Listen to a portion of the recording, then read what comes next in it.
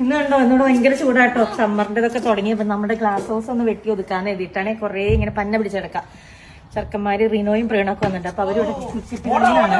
നമുക്ക് ഗ്ലാസ് ഹൗസിൽ പെട്ട അവസ്ഥ ഞാൻ കാണിച്ചു തരാം കേട്ടോ. ഗ്ലാസ് ഹൗസിന്റെ മൊത്തം വൈൽഡ് ഫ്ലവേഴ്സ് ഉണ്ടായതൊക്കെ ഈ അവസ്ഥയായി കേട്ടോ. നമുക്ക് എന്താ ഇതാണ് ഇപ്പോഴത്തെ അവസ്ഥ. വിന്ററിൽ ഇവിടെ ഗ്ലാസ് ഹൗസ് ഉണ്ടെന്ന് പറഞ്ഞാൽ ഇതൊന്നും ഉണ്ടാവില്ല കേട്ടോ.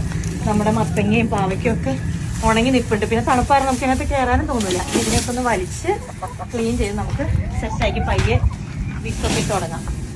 ഇവിടെ ഞാൻ പറയാറില്ലേ പാമ്പില്ലാന്ന് നമുക്കിവിടെ. അതാണ് നമുക്ക് ഇങ്ങനത്തെ പണിയൊന്നും ചെയ്യാനൊരു മടുപ്പും തോന്നില്ല കേട്ടോ. പേടി തോന്നില്ല.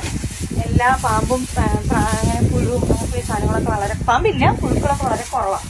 ചീറ്റിങ്ങളൊക്കെ വലിച്ച് നമുക്കൊന്ന് വൃത്തിയാക്കിയിട്ട് പുതിയ മണ്ണൊക്കെ ഇട്ട് സെറ്റാക്കാം.